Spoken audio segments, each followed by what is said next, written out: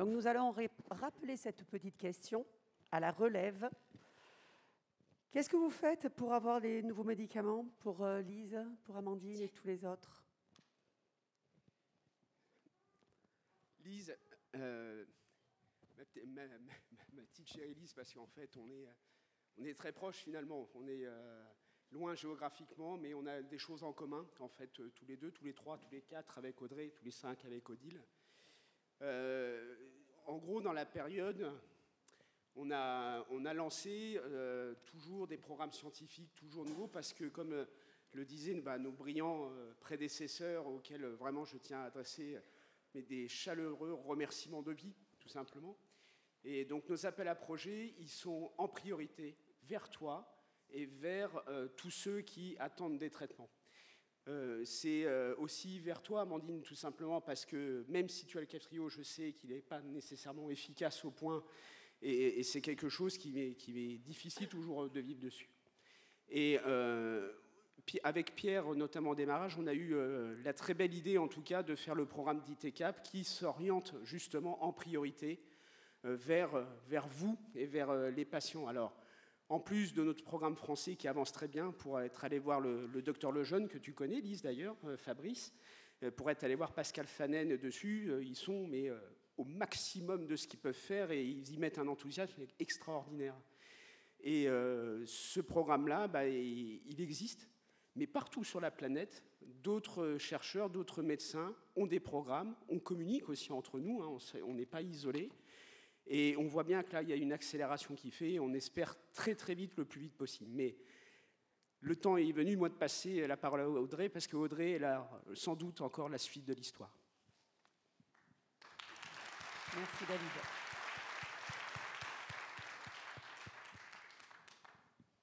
Alors, avant de m'adresser à l'Assemblée, je voudrais m'adresser à vous, les filles. Je pense que vous ne vous rendez pas compte à quel point moi je me vois en vous. On n'est pas seulement des femmes, on a aussi la muco. Et on a un autre point commun, c'est que moi j'ai fait 18 ans de danse classique.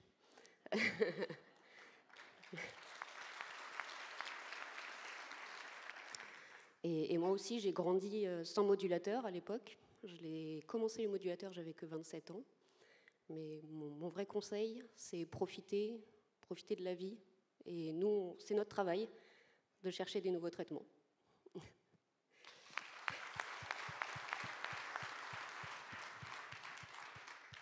Ouais, merci beaucoup. Pour me détendre un peu avant de commencer mon discours, moi aussi je vais vous raconter un truc de ouf qui m'est arrivé à l'assaut. Carrefour des Virades à Dax en 2022. On avait un bel hôtel avec un spa et l'événement commençait le midi.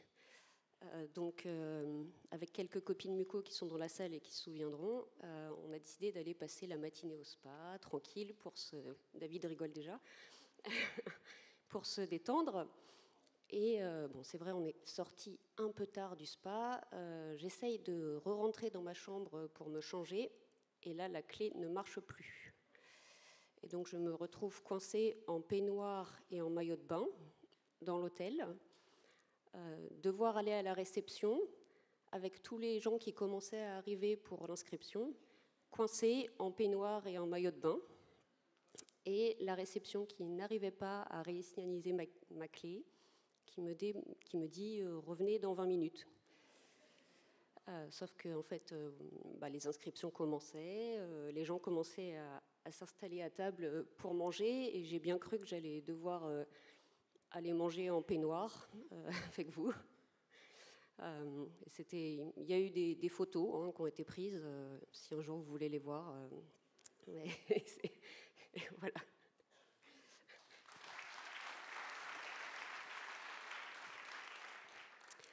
Donc, je vous ai écrit un petit texte.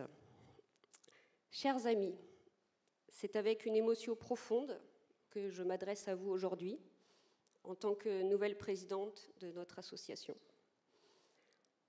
Devenir la deuxième patiente à occuper cette fonction et la première femme, c'est un symbole.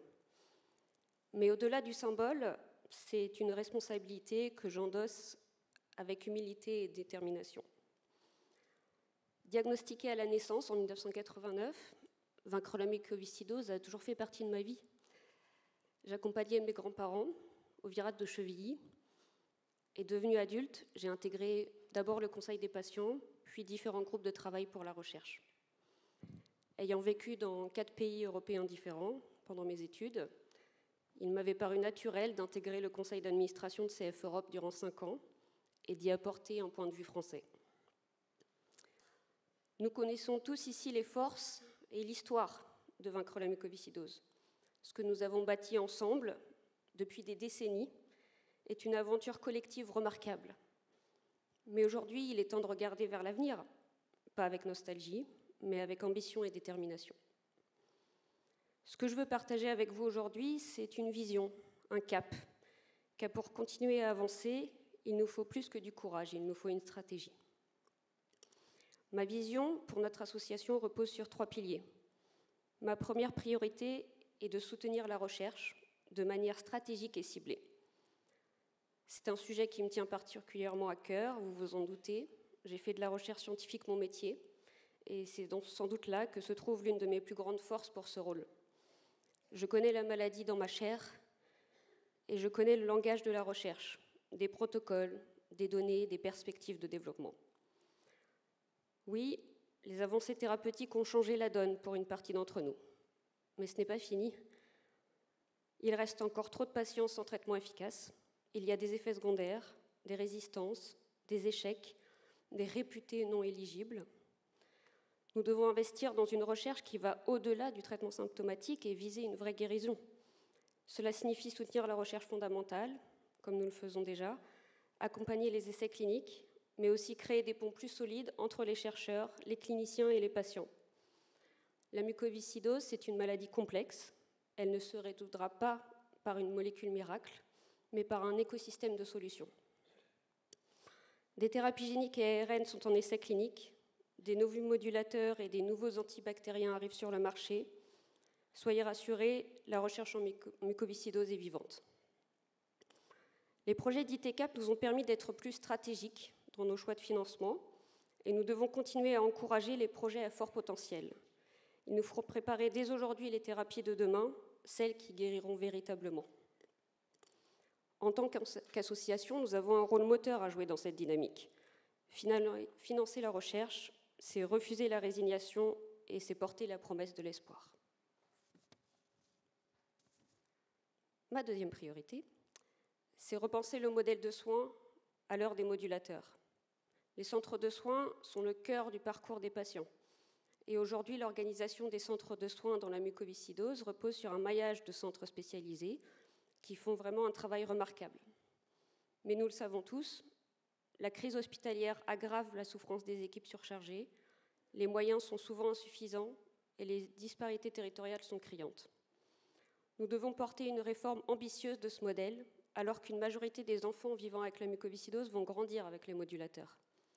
Non pas en l'opposant, mais en l'adaptant, en construisant des parcours de soins avec plusieurs spécialités pour répondre à tous les symptômes des patients, en renforçant la coopération avec la médecine de ville, en mettant en place de la télémédecine, en valorisant les équipes soignantes et en impliquant davantage les patients dans la co-construction de leur suivi. Car les soins ne sont pas qu'une affaire médicale. Ce sont aussi des relations, de la confiance, de l'organisation. Ce chantier est complexe, mais il est vital. Nous devons être particulièrement vigilants vis-à-vis des greffés, qui doivent avoir un suivi renforcé non seulement pour la spécificité d'un organe transplanté, mais également pour les symptômes classiques de la muco. Nous avons maintenant les données scientifiques pour permettre de prescrire des modulateurs de CFTR chez les patients transplantés si le bénéfice-risque leur est favorable, et cela doit pouvoir être discuté avec leurs équipes médicales. La troisième priorité, enfin, accompagner tous les patients, et en particulier les plus fragiles. Parce qu'il y a encore des personnes isolées, des familles à bout, des jeunes adultes qui peinent à entrer dans la vie active, des parents qui s'épuisent. Il y a des réalités sociales, psychologiques, économiques qu'on ne peut pas ignorer. L'accès aux soins, le soutien à la scolarité, l'inclusion professionnelle, le suivi psychologique, ce ne sont pas des à-côté, ce sont les conditions essentielles à la qualité de vie et à la qualité des chances face à la maladie. L'équité dans la maladie, ce n'est pas une évidence, c'est un combat, et nous devons être une main tendue, ce soutien concret humain et permanent. Et puisque je suis la première femme vivant avec la mucoviscidose à prendre la présidence, je prends la parole en tant que telle. Le genre féminin est encore aujourd'hui un facteur aggravant quand on vit avec la mucoviscidose. En France, les femmes ont une espérance de vie plus courte que les hommes, de 7 ans en moyenne, malgré les progrès médicaux. La dégradation de la fonction pulmonaire est plus rapide, et ce, dès l'adolescence, en raison de facteurs hormonaux et immunitaires. Les femmes sont également plus sujettes à l'anxiété et à la dépression. Trop souvent, les femmes en situation de handicap restent invisibles et doublement discriminées. Leur parole est trop peu entendue et leurs droits trop peu respectés. Les femmes vivant avec un handicap sont statistiquement plus exposées à la pauvreté et aux violences. Et je suis particulièrement fière que Vaincre la mucoviscidose se soit battue pour la déconjugalisation de l'AAH. Cette mesure est une avancée vers l'égalité réelle, un principe fondamental du féminisme. La déconjugalisation permet une meilleure indépendance et un levier pour fuir des situations de violence. Nous n'avons en revanche toujours pas gagné le combat de faire passer le montant de l'AAH au-dessus du seuil de pauvreté. Enfin, nous devons affirmer haut et fort que la maladie ne doit jamais être un frein à la dignité, à l'égalité, à la liberté de choisir et de vivre pleinement. Notre mission, ce n'est pas seulement de soutenir ceux qui vont bien, ceux qui répondent au traitement, ceux qui en ont besoin et ceux qui ont accès aux bons soins. Notre mission, c'est aussi et surtout de ne laisser personne sur le bord du chemin. Je veux une association qui écoute, qui agit, qui n'oublie personne. Que nous soyons capables d'aller vers ceux qui ne viennent pas à nous, que nous mettions des visages derrière les chiffres et des histoires derrière les projets. Je n'ai pas toutes les réponses, mais je viens avec une espérance de vie, avec une colère parfois, avec une volonté intacte, et surtout avec une immense confiance en notre communauté. Je ne crois pas au leadership solitaire, je crois à l'intelligence collective, je crois en vous, à la force des adhérents, des bénévoles, des patients, des familles, des professionnels et à toutes ces personnes qui, jour après jour, font vivre notre combat. Alors avançons ensemble, avec lucidité et avec force.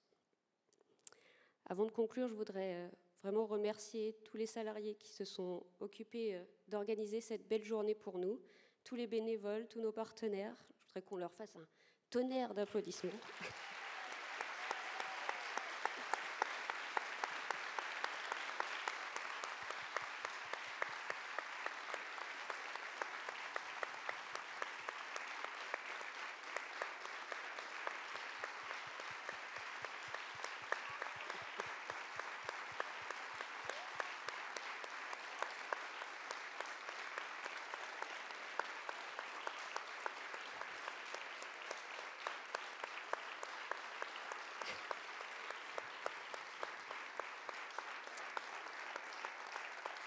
Et je vais appeler les membres du conseil d'administration à venir sur scène me rejoindre.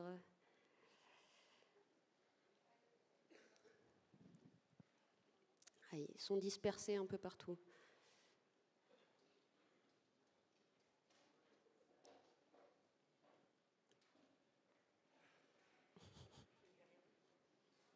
On va se lever peut-être. Ce sera mieux derrière que devant. Où est-ce qu'il est, Florent ?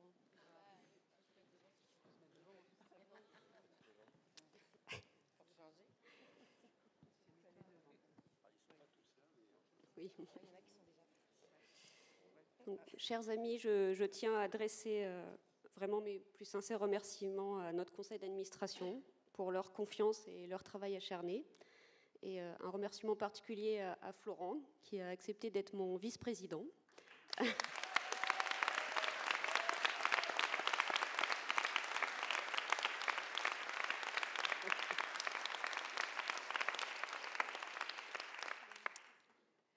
Et pour finir, le meilleur pour la fin, comme on dit. C'est peut-être le plus émotionnel pour moi, et pour lui aussi, je pense.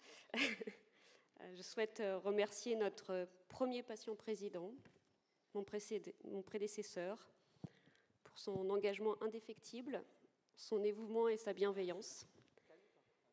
David, Ton travail a renforcé les fondations de notre association et tu as supporté haut la voix des patients et des familles.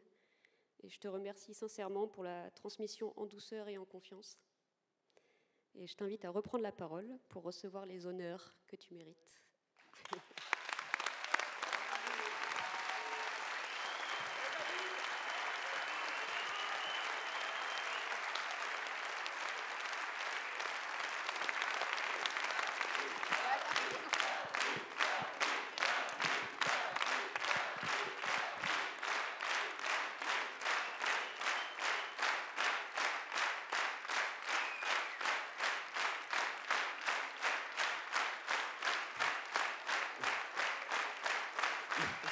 Merci à tous.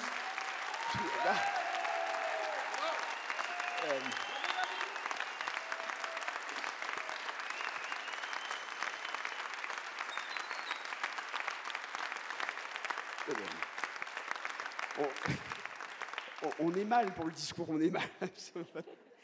Avant de débuter, je voudrais aussi faire un immense remerciement parce que je ne suis pas le seul pré-retraité aujourd'hui. Il y a Stéphane également, donc Florent prend la place de Stéphane et Stéphane a été vice-président de l'association pendant 7 ans. Un excellent vice-président qui a défendu la greffe, le don d'organes, la greffe, le post-greffe avec nous comme rarement, et c'est un symbole que Audrey a voulu perpétuer, d'avoir un patient greffé en tant que vice-président. C'est symboliquement important pour nous. En tout cas, bravo Stéphane, tu mérites aussi des... C'est vrai.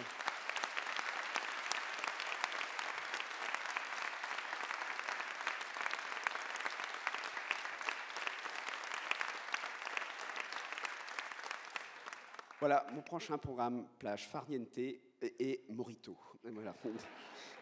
Je change ma photo de profil Facebook en chemise à fleurs et lunettes de soleil à partir de demain. En tout cas, chers amis, nous approchons de la fin de Muco en scène. Nous espérons vraiment avec Audrey que cette journée et demie vous aura enthousiasmé. Généralement, ces moments communs ils nous permettent de puiser une énergie nouvelle pour réaliser nos missions futures. Je pense que les mots de nos prédécesseurs étaient absolument extraordinaires sur le sujet. Et voilà, créer et renforcer du lien. Donc personnellement, ces mots, ce sont mes derniers devant vous. En tant que président de notre merveilleuse association, et il marque la fin de 3 années extraordinaires, passées vraiment à vos côtés. Ces années sont jalonnées par d'importantes avancées, nous pouvons vraiment en être collectivement heureux, mais elles orientent surtout vers les nombreux défis qui nous restent pour vaincre cette terrible maladie, et je sais qu'Audrey, au regard de son discours déjà, va merveilleusement poursuivre. En 2022, à Tours, effectivement, une page inédite de notre association a débuté. Elle avait été préparée depuis plusieurs mois avec Pierre Foucault, une transition remarquable, parfaite. Je l'avais déjà dit, mais ça n'a pas changé finalement. Et je retiens par contre un épisode particulier durant ces mois de préparation. C'est un dîner à Clermont-Ferrand avec Michel Favier et Pierre, justement.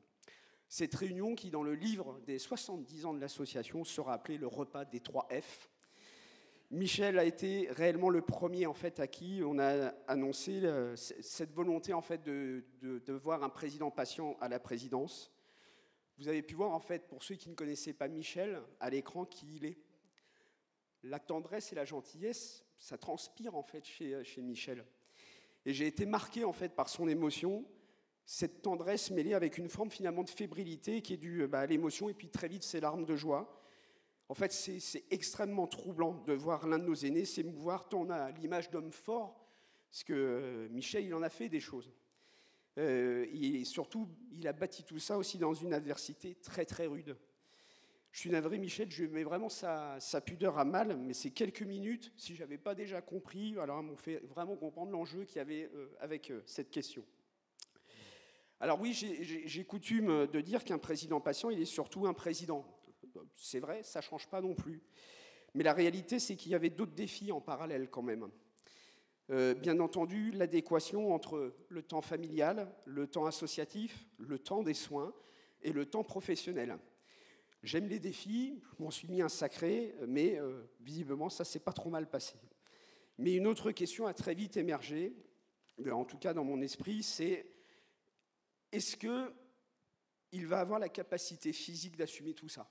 ce rôle exigeant, car oui, il faut quand même le dire, c'est bien notre corps qui nous a empêchés d'atteindre jusqu'alors cette étape. Franchement, d'autres avant moi avaient largement les capacités intellectuelles de faire, mais... En fait, c'est étrange la vie, mais cette interrogation me l'a rappelé le soir même de mon élection, quand une maman m'a interpellé en me disant vous savez, je ne suis pas favorable en fait à ce qu'un patient soit président, car vous êtes encore trop fragile.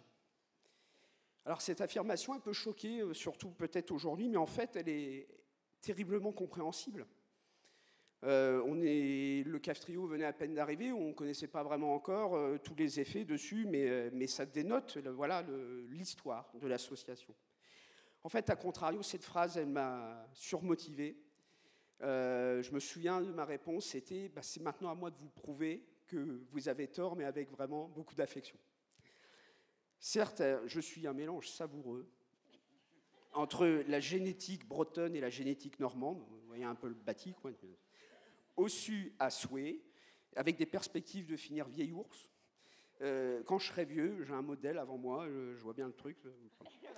Donc, mais il est clair que je me devais de tenir. Alors oui, tenir, parce que c'est fou les images qu'on se fait, mais j'étais persuadé, sans doute à tort, que si la mécanique avait flanché, nous n'aurions pas vu un patient à la présidence pendant 10 ans.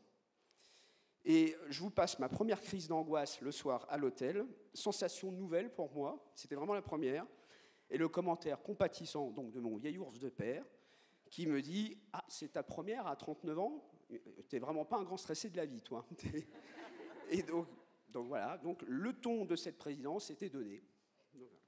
En fait, durant ces 3 années, voire toutes les émotions elles m'ont vraiment traversé. La joie, forcément, l'émerveillement, l'excitation, mais aussi l'anxiété, voire la peur, même la colère, je pense même des fois la rage, vraiment. J'ai connu d'inimaginables moments de joie qui me touchent encore plus. Les extensions du CAF-TRIO, Pierre avait brillamment tenu avec Pierre Le Marchal et toute l'équipe, Thierry notamment, en 2021 pour les plus de 12 ans. Moi, j'ai eu la chance d'avoir les extensions pour les enfants. Et je peux vous dire que vraiment, savoir que des petits, comme le disait Noël, n'allaient pas connaître la mucoviscidose avec la même intensité, ça met vraiment de la pommade sur des blessures qui, je pensais des fois refermées, mais qui se réouvrent de temps en temps. Je peux vous assurer que c'est un réconfort incommensurable et je n'ose imaginer même ce que ça peut représenter pour les parents. Bien sûr, en disant ça, j'oublie pas tous ceux qui n'ont pas le droit au traitement aujourd'hui ou ceux qui ont des effets secondaires marqués ou peu d'efficacité. Cette réalité, en tout cas, elle m'est absolument insupportable. J'ai également perdu de nombreux amis durant cette présidence.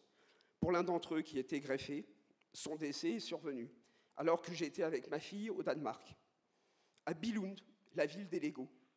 Et lui, c'était un fanat de Lego. Il luttait contre son rejet, sans doute, c'est une hypothèse activée avec un Covid long. Ces briques en plastique, c'était sa passion, et j'étais allé exprès dans cette ville pour lui ramener la seule boîte qui est fabriquée pour cette ville. Je n'ai même pas pu l'acheter parce qu'il est décédé le jour où je vais rentrer dans cette ville. Vous devez vous dire, mais où est-ce qu'il veut aller avec cette histoire qui est quand même pas folichonne. Eh bien, en fait, c'est le lien entre nos vies et nos projets, d'ITCAP.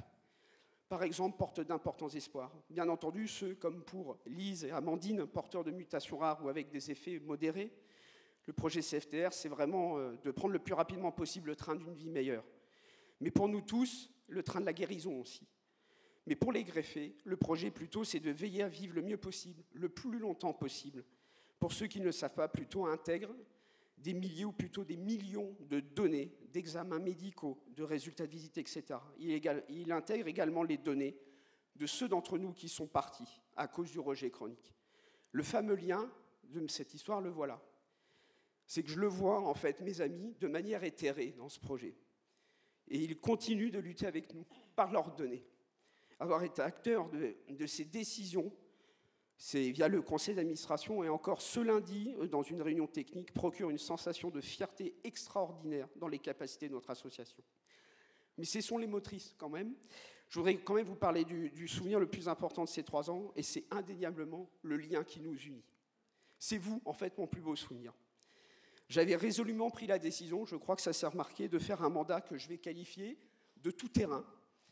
J'ai fait en 3 ans quasiment 170 000 km pour l'association, pour vous voir, et avec une disponibilité totale, mais avec un mandat que je vais qualifier de sérieux sans me prendre au sérieux. Enfin, j'espère.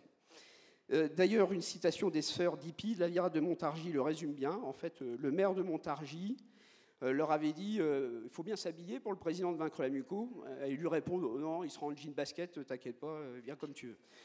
Donc voilà, merci les frangines. Mais on se revoit au mois de novembre à Gréoux-les-Bains pour notre traditionnel repas annuel pendant votre cure. Voilà, ça, ce sont des liens. Bon, je vous ai présenté quand même mon vieil ours de père, le paternel, comme je l'appelle, avec une citation mordante qui ne lui rend vraiment pas justice, pour être vrai. Mais au sein de l'association, il a été également délégué territorial. Et je peux vous dire que gamin, je le voyais bosser le soir, organiser des virades avec ma mère, mon grand-père, mes grands-parents, avec ma famille et toutes les autres familles muco de Cherbourg et de ses environs. Il a fait des centaines, des milliers de kilomètres pour organiser des AT au CHU de Caen. Des fois, il n'y avait que 5 adhérents. Et j'estime que tous ces efforts, tous les efforts en fait, que vous faites et que je voyais chez lui, méritent un soutien, une parole ou une présence. J'ai vraiment, moi, la reconnaissance du travail chevillé au corps. Même au boulot, en fait, je suis comme ça. Quand les mecs ils bossent bien, je demande des primes. Des fois, on me dit non, mais souvent, j'arrive à les avoir. Donc, quand c'est une petite satisfaction pour eux, j'en prends aussi de ma part, mais en tout cas, le boulot, ça doit être récompensé. Alors, je me devais de venir vous voir, en fait, lors des virades, lors des AT, lors même d'autres actions, vous voir, admirer, en fait, ce que vous faites, ce que vous avez créé, saluer les bénévoles, certes, parler de nos combats, de nos projets, mais surtout vous remercier. Vous ne pouvez pas savoir combien j'ai été heureux d'être présent à la renaissance de la virade de Gamsheim en Alsace, grâce à Lynn et toute son équipe, d'être aussi en Bretagne à la première édition de la virade de Plomelin grâce à Géraldine, voir revivre également la délégation Aquitaine-Nord grâce à Germain, voir la concrétisation de tous les efforts de Philippe pour l'Enduro du Touquet où il a bâti d'extraordinaires partenariats, et encore de Stéphane et de Laurence aux 30 ans de leur virade scolaire en Mayenne. Mais c'est aussi d'écouter Sophie quand sa virade devient difficile et que les nuages s'accumulent, donner cette épaule-là et de garder des fois des liens extrêmement forts et particuliers comme avec Jean-Marc à Camon. J'ai un regret, vraiment, j'en ai un. C'est de ne pas avoir pu voir toutes les délégations territoriales, et même la Basse-Normandie, ma région.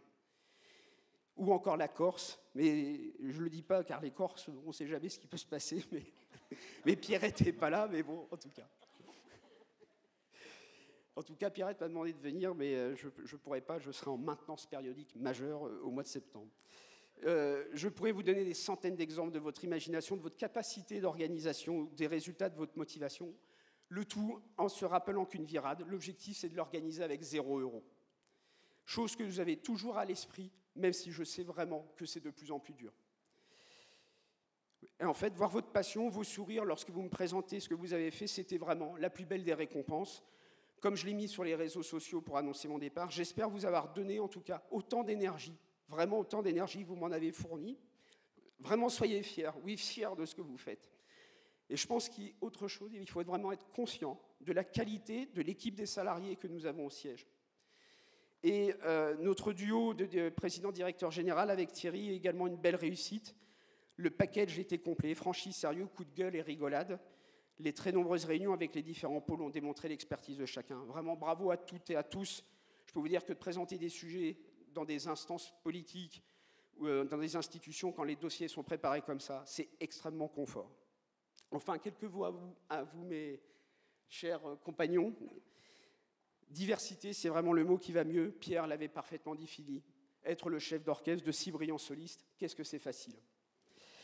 Et d'ailleurs, c'est quelque chose, en tout cas, vous ne vous rendez pas compte combien sur chaque vote à main levée qu'on a pu faire, c'est à chaque fois une petite calotte derrière la tête à la maladie, et des fois, quand on arrivait à mieux placer un crochet, on voyait un petit peu de sang partir de la bouche de la maladie aussi.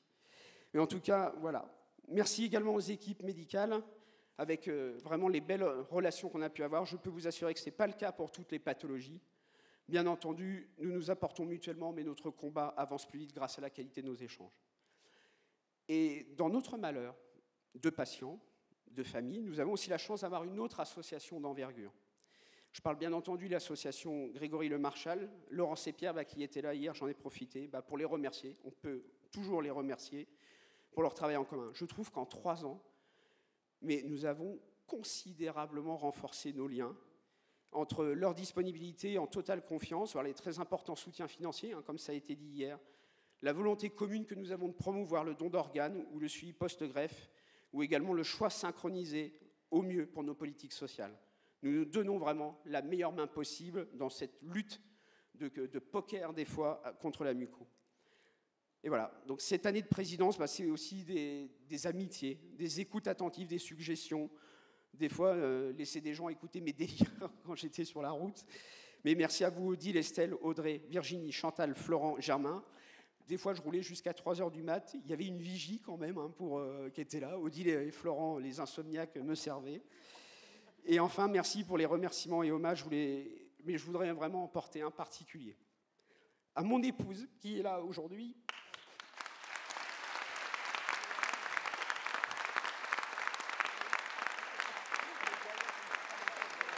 Qui, je pense, doit être planquée derrière le pilier au fond. Et bien sûr, à ma fille. Vraiment, Élodie m'a fait l'honneur d'être présente ce week-end.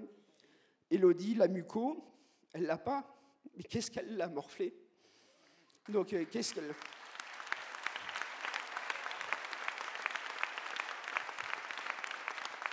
Et en plus, alors qu'il était sur liste de greffe avec les tuyaux partout, enfin, vous connaissez ça, les greffés, je n'ai pas franchi le cap, mais je ne vais pas dire que je le regrette, mais en tout cas, j'y suis allé. Et en plus, quand il va mieux, ce bourricot, il se casse pour faire président de l'association, quoi. Donc elle a dû supporter mes décisions, des fois, de son têtu. En normand, c'est nachu. En fait, nachu parce qu'il y a un peu d'endurance en plus dans ces cas-là. Et tout n'a pas été facile pour toi. Merci d'avoir toléré mes satanées lubies. Vraiment, tout n'a pas été facile pour toi. Et franchement, les conjoints dans l'association, ils prennent un peu plus leur place aujourd'hui, et c'est très bien. J'en suis vraiment ravi. Et je pense aussi bien sûr à toi, ma fille Elena, qui n'est pas là, petite, qui a vu un père dépérir et qui a dû aussi accepter de voir un père en meilleure forme s'absenter trop souvent. Enfin, merci à mes parents, acteurs de 40 ans de vie dans l'association, comme Francis, comme tous d'autres, comme j'ai pu le dire également, toujours présents, mais jamais imposants. Bravo à votre génération d'avoir si grandement œuvré. Voilà, Audrey.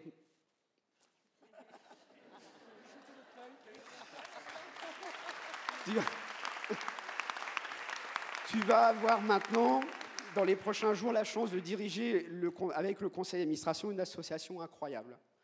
Tu vivras des moments inimaginables. Je pense, un matin, j'étais en train de faire des chiffrages pour des tuyauteries et l'après-midi, j'étais à l'Assemblée nationale. Ce sont des grands écarts surprenants, mais on y fera. L'union de milliers de volontés, la tête tournée contre un objectif qui est la lutte contre la maladie. Tu as présenté un programme et des actions. Tu apportes une patte féminine qui est tout à l'honneur, avec des notions vraiment importantes sur les femmes et sur les priorités et les discriminations, même génétiques, que vous avez. Mon rôle maintenant, et notre rôle à nous, c'est de te soutenir. On sera bien sûr 17 à tes côtés. Donc, Madame la Présidente, je vous souhaite de grandes réussites en y prenant autant de plaisir que j'ai pu en avoir. Et vous pouvez compter sur nous tous, chers amis, pour t'aider au mieux dans cette mission. Je vous remercie vraiment de m'avoir accordé votre confiance, de votre amitié, et prenez vraiment soin de vous.